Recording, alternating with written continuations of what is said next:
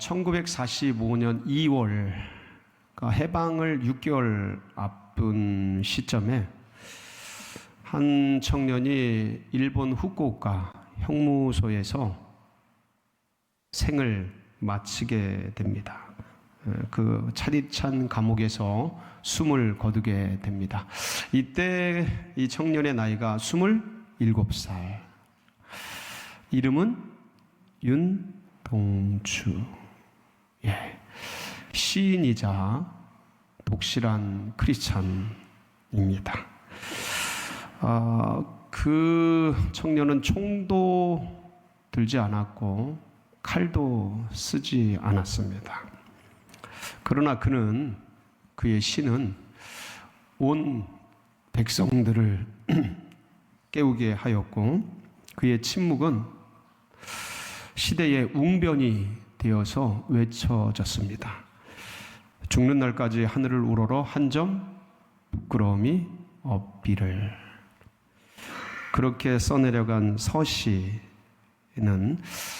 단지 그냥 시로서 끝난 것이 아니라 어떤 면에서는 윤동주 이 청년의 참음의 기도문, 인내의 고백문이라고 할 수 있습니다. 일본의 억압으로 인해서 그의 이름마저 바꾸려 했습니다.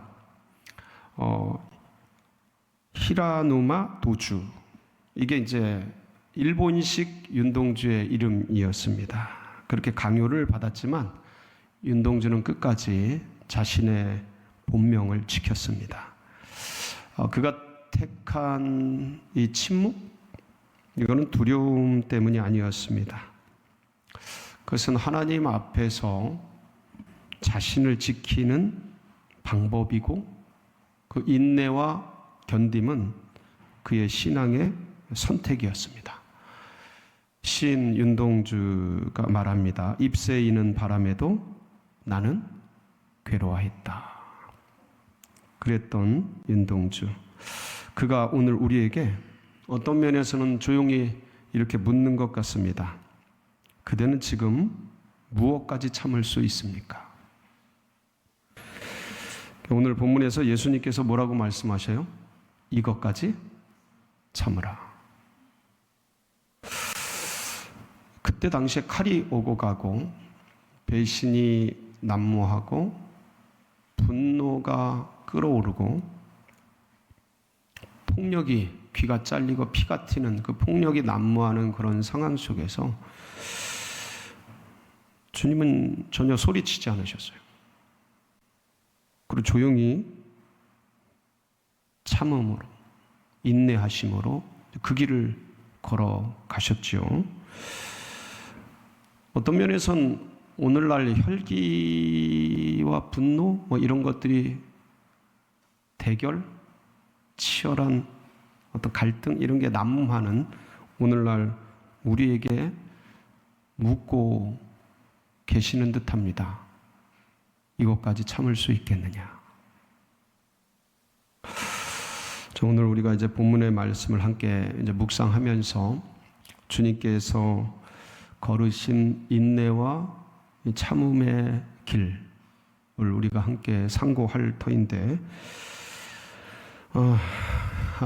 참지 말라고 분칠하라고 외치는 이 시대 속에서 우리가 이것까지 참아야 되는 이유, 그것들을 한번 우리가 같이 생각을 해보고, 그리고 이런 인내와 참음의 은혜가 능력이죠. 이것도 우리 안에 회복되고 주님의 이런 기름 부으심이 우리 안에 성령으로 부어지기를 간절히 축복합니다.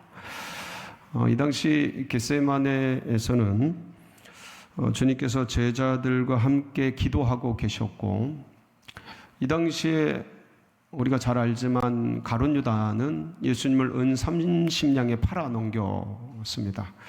그리고 대제사장의 수하에 있던 병사들, 군졸들, 그들을 안내해서 데리고 겟세마네로 올라왔죠. 그래서 군인들의 가룟 유다가 데리고 오는 군인들의 그룹과 예수님과 제자들이 있는 이 두 무리가 같이 마주하게 됩니다. 굉장히 긴장감이 팽배했어요.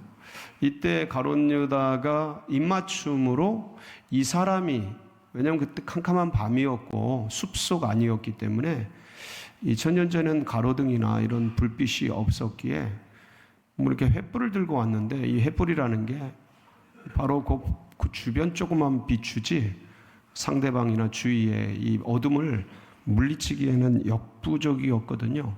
그러니까 이제 내가 입맞추는 사람이 예수다 하고 군호를 짠 거죠. 작전을 짠 거죠. 예수에게 입맞추게 되고 그 사람들이 잡으려고 하죠. 잡으려고 하고, 이때 이 분위기 속에서 그거를 감지한 한 누군가가 칼을 뺍니다. 그게 누구였죠? 베드로였습니다. 내리치죠. 그래서 그 칼을 뺨으로써 귀가 잘리고 피가 튀고, 그리고 이 군졸들은 무장을 한 채 왔거든요. 그러니까 이들에게 예수님이라는 위대한 사람을 잡으러 가는 두려움과 불안들이 있었겠지만 자신들의 편이 뭐가 피가 튀고 이런 상황 속에서 전부 칼을 빼고 창을 들고 어떤 전투적 상황, 이제 그럼 전쟁적 상황이 벌어지는 일촉즉발의 위기였단 말이죠. 네, 예수님의 무리들도 사실은 배신을 당하고, 그리고 지금 자신들을 해코지 하려고 잡으러 온 그들을 향해서 적개심이, 그리고 배신감이 그런 넘치는 그런 때였어요. 그러니까 베드로가 칼을 벤 거거든요. 본능적으로 살기 위해서. 그리고 그런데 그때 주님께서 칼을 내려놔라. 칼을 쓰는 자는 칼로 망한다 시면서 이것까지 참으라고. 그 주님의 이 만류가 베드로를 만류하는 거죠. 그러면서 이제 자신을 잡으러 온 그들의 떨어진 말고죠. 그 이름이 말고의 귀를 들어서 이제 치유해 회복시켜 주시죠. 그러니까 누군가는 칼을 내리치고, 누군가는 두려워하고, 누군가는 부인하고 도망가고, 어떤 이런 정말 위기 속에서 이게 어떻게 가능한가? 지금 우리 식으로 환원을 시키면 우리 시대에, 우리의 삶에 재정적으로 너무 압박을 당하고 고통을 당하고 어려움을 당하고 극한의 상황에 몰려서 지금 부도가 눈앞에 오고, 지금 채무가 막 변제가 안 되면 신용 위기가 닥치고, 신용 위기가 일어나면 그 위에 뒤에 일어날 부도, 어음 이런 게 밀려올 그게 막 한꺼번에 터진 뚝처럼 댐처럼 밀려올 걸 생각하면 무슨 짓이든지 할 것 같고, 아니면 막 그 나를 몰아치는 억울함, 그 괴로움, 어떤 면에서는 막 사람들 앞에서 노출된 채 막 무시하고 정죄하고 막 판단하고 막 그러는 억울한 상황 속에서 공격당하고 있을 때 간단하게 이제 부부 사이에서 억울한 일을 이렇게 당할 때 가만히 있을 사람이 누가 있을까? 근데 이것까지 참으라는 거거든요. 이 극한의 대치 상황 속에서. 이게 현대인들에게 과연 가능한 일인가? 금방도 말씀을 드렸는데 부부 사이에서도 그런 일이 일어날 수 있고, 부모와 자녀, 가정에서 그 얼마든지 그런 대치 상황이 일어날 수 있고, 직장에서, 심지어 교회에서, 상황 속에서 여러 가지 이웃들 사이에서 이렇게 벌어질 수 있는 갈등의 상황, 적대적 상황, 억울한 상황, 그런 고통스러운 문제 속에서 칼을 휘두르고 뭔가 액션을 취하고 대항을 하고 안에 있는 걸 폭발시키고 네 본능이 원하는 대로 해라라고 하는 현대인들의 어떤 상담사들, 심리를 다루는 분들, 참지 말고 분출해라 라고 말하는 시대 속에서 주님은 어떻게 이런 말을 하실 수 있을까? 이게 말이 안 되잖아요. 예. 요새는 사회가 참지 말아라, 병된다. 누르고 있으면 너 그거 나중에 큰 병된다. 토해내라, 표현해라, 분출해라. 그런 얘기 많이 듣거든요. 저도 하루 이틀 참은 세월이 아니라 그런 얘기를 많이 들어요. 그리고 그렇게 어려움 속에 있는 분들이 그렇게 상담받은 것들을 많이 듣습니다. 그런 속에서 어떻게 주님이, 왜 이렇게 주님이 그것까지 참으라, 이것까지 참으라 라고 말씀하셨을까? 이게 어떻게 가능한가? 어떻게 가능합니까? 주님께서 오늘 그 주님의 그 어떤 원리들을 찾아보면 핵심은 어디에 있냐면, 그게 가능한, 이것까지 참을 수 있게 하는 가능성 첫 번째가 뭐냐면 뭐 하는 겁니까? 첫 번째가 기도하는 거예요. 네. 45절 46절 첫 번째 두 번째 줄이죠. 말씀을 같이 한번 읽어볼까요? 시작. 기도 후에 일어나 제자들에게 가서 슬픔으로 인하여 잠든 것을 보시고 이르시되 어찌하여 자느냐, 시험에 들지 않게 일어나 기도하라 하시니라. 기도 후에 일어나서 제자들에게 가셔서 제자들이 자는 모습을 보십니다. 이 세 번째 모습이거든요. 세 번째, 그러고 있는 것을 보시고 또 깨우시면서 일어나라, 어째 자느냐.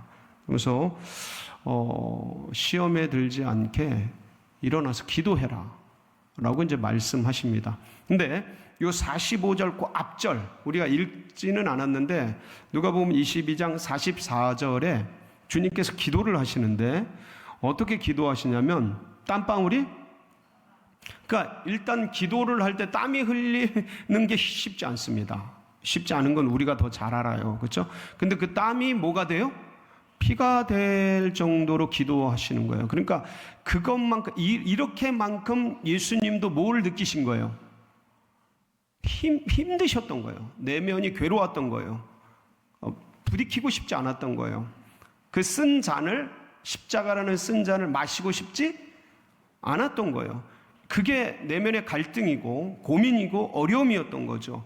그러니까 제자들에게 부탁을 하는 거예요. 내가 죽게 되었으니 너희들 나를 위해 기도해다오 하고 자신의 솔직한 마음을, 그러니까 예수님이 굉장히 솔직하셨어요. 그 내면을 얘기하시고, 그리고 본인도 그 갈등과 위기와 내면의 치열한 내적 투쟁 속에서 이것을 해결하는 방법으로 기도의 자리에 나아가셨던 거예요. 그리고 세 번을 연거푸고 이렇게 기도하시고 일어나시죠. 이제 그때는 아버지, 이 잔이 내게서 옮겨지기를 원하나이다. 그러나 내 뜻대로 마옵시고 아버지의 원대로 되기를 원하나이다 라고 기도를 하셨어요. 기도를 하셨고 답을 받으셨어요.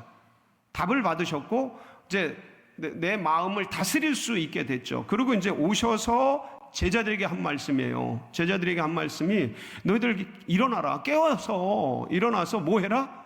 시험에 들지 않게 기도해라. 무슨 시험이요? 여러분, 여기서 시험이 뭡니까? 어떤 상황과 환경에 딱 부딪혔을 때 그걸 다스릴 수 있는 힘이거든요. 그러니까 그 다스리지 못하고 그 상황과 환경에 넘어지는 거예요. 그 상황과 환경과 감정대로 행해버리는 거예요. 에이 하고 나가는 거죠. 내가 옳다고 생각하는 그 방향으로 그냥 칼을 뽑는 거예요. 그리고 이게 이제 이 성경 겟세마네에서는 칼을 뽑는 거지만, 어떤 우리의 실제적 상황 속에서는 극단적인 어떤 언어를 내뱉거나 아니면 눈빛으로, 아니면 하여간 그 어떤 태도로 그 상황 속에서 뭔가를 뿜어내는 거죠. 감정과 상황을 뿜어내는 거죠. 아니면 이게 너무 불리하면 아니면 그게 너무 크면 이제 우울해지거나 이렇게 어떤 다른 상황 속에 숨거나 피해버리거나 그래서 극단적인 어떤 상황 속으로 빠지거나 이런 어떤 양자적인 그런 감정들, 상황들을 이렇게 뿜어져 내는 거죠. 그게 이제 시험에 빠지는 거예요. 시험에 빠지는 거. 그러니까 결국은 주님이 말씀하시는 시험에 들지 않도록 기도하라는 내용의 본질은 우리식으로 얘기하면 감정과 상황에 끌려가지 않도록 기도하라라는 말씀이에요. 그런데 주님께서 그 상황 속에서 뭐라 그러시냐면 그걸 다 마무리하시면서 내가 지금이라도 12영이나 더 되는 천군 천사를 부를 수 없느냐? 부를 수 있다는 거예요. 그러면서 뭐라고 말씀하시죠? 그러면 이렇게 되리라고 기록된 성경의 말씀이 어떻게 이루어지겠느냐? 그 주님이 이게 이제 이 사람들은 다 감정과 상황과 분노와 거기에 빠져들어가 있는데 주님은 지금 뭐 하고 계신 거예요? 말씀을 기록하시고 말씀을 생각하시는 거예요. 이게 기도하시고 그래서 지금 이 상황에서 칼을 쓰면 다 망한다는 거예요. 그러니까 이것까지 뭐 하라는 거예요? 참으라는 거예요. 그래서 뭘 이루어드리라는 거예요? 하나님의 뜻을 이루어드리는 거예요. 그러니까 지금 제자들은 하나님의 뜻, 이것까지 왜 참아야 되는지 이런 모든 것들을 아무것도 모른 채 감정과 상황과 지금 여기에 빠져 있는 것이죠.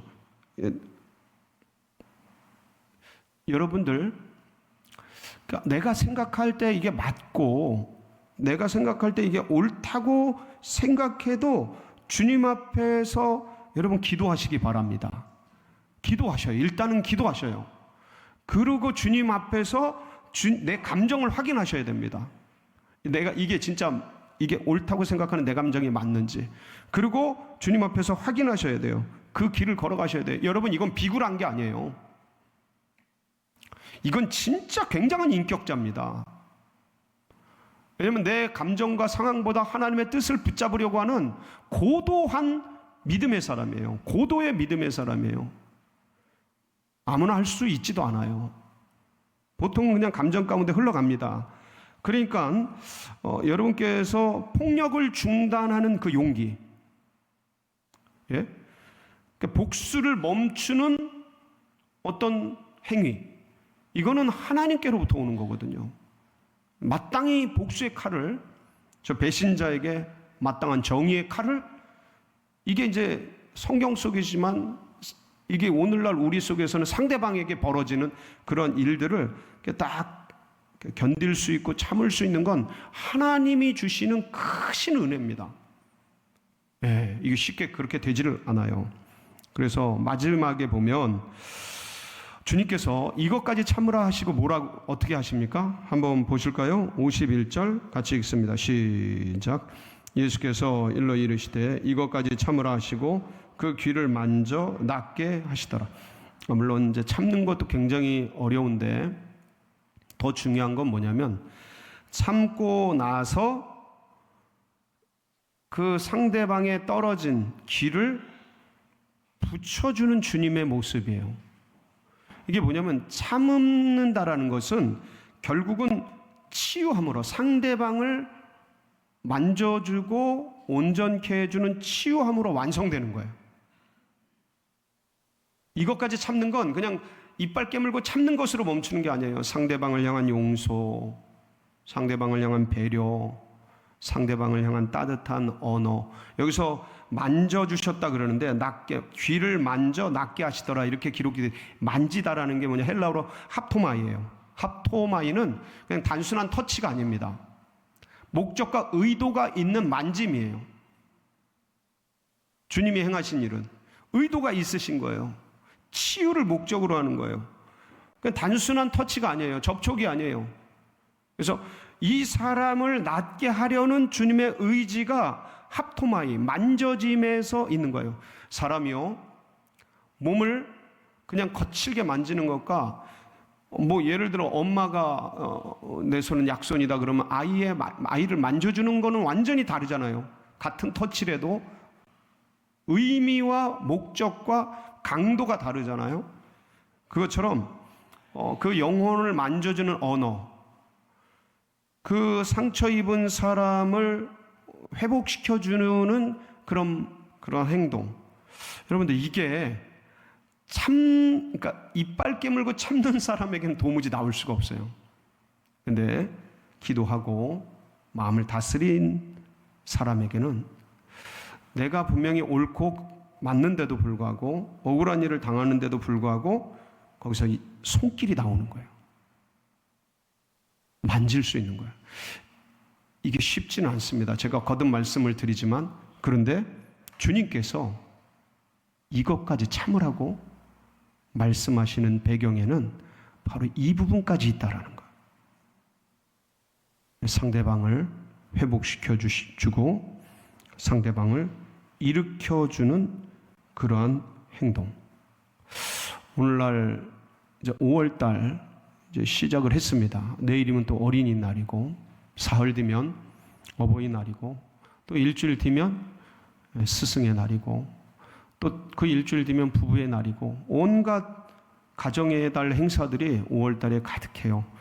여러분, 많이 부딪히고 많이 만나게 되면 좋은 점도 많습니다만 문제들이 또 같이 동반될 위험도 많은 거예요.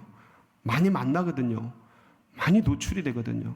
그럴 때 여러분, 오늘 이 말씀을 꼭 기억하셔서 이것까지 참으라, 말씀을 가슴에 새기고 이 가정의 달 한 달을 정말 은혜 속에서 지내시길 주의 이름으로 축복합니다.